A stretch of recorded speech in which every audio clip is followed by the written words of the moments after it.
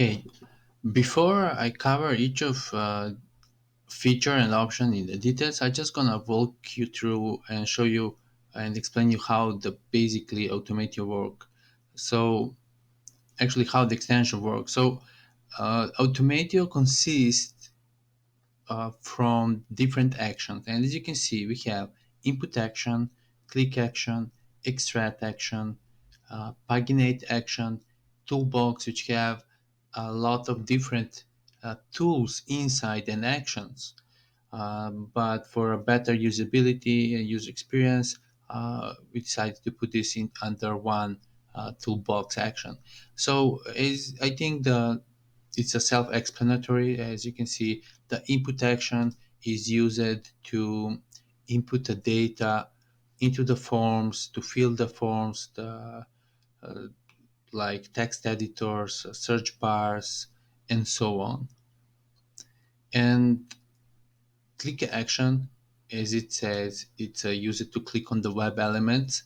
So it can click on any web elements. Either it's a button, link, photo, video, and so on. Whatever you decide, it should be clicked out there. There is a then extract action, which give you ability to extract the data of the selected element. So you can extract the data of the text, or the link, of the image, URL, or the HTML.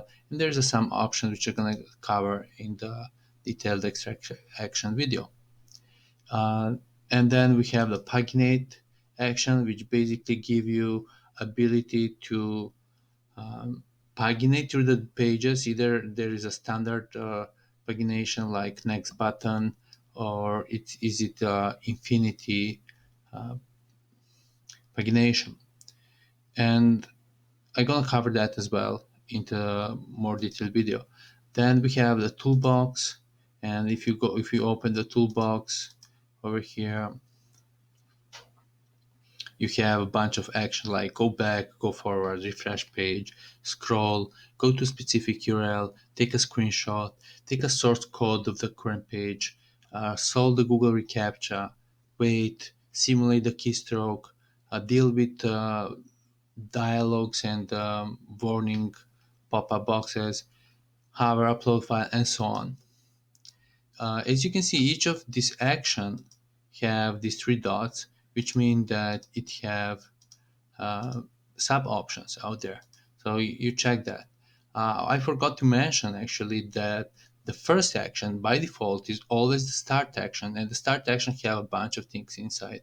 So you can use this block ads. So basically, it's gonna block the ads and so on. So this is Automatio, how it consists. At the top of the extension, you can see here there's a different tools. We call these tools. And for example, this tool over here, it gives you just ability to swap the extension on the left side if the extension is blocking some element which you want to select. And then there's sometimes that some specific element is there which is actually also blocking some elements which you want to extract or either interact like click or input. So that's why we have this eraser tool remove. So basically if I select this element and now click it, it should remove it. I mean, let me give you this example over here. So as you can see, it's removed. And we have a preview, which basically you can preview the data you selected of extraction. I'm gonna show you that in another video. And then there is a undo and redo, and then there is a clear canvas button which you can clear every action. If you click on the let's go, you have ability to create the instance and create and run at the same time. So you can just either create it and it will stay there until you press the run button, or you can create and run instantly. There's some settings over here which you can use it. I'll explain all these settings as well. You can click over here to change the backend. I think I already covered in the first video how to authorize this, and you can write to the support if you find some bug and issue. So this is the basics of the Chrome extension. and how it works. Now I'm going to cover each of these action in the details and each of the sub option of this action in the details. So stay tuned.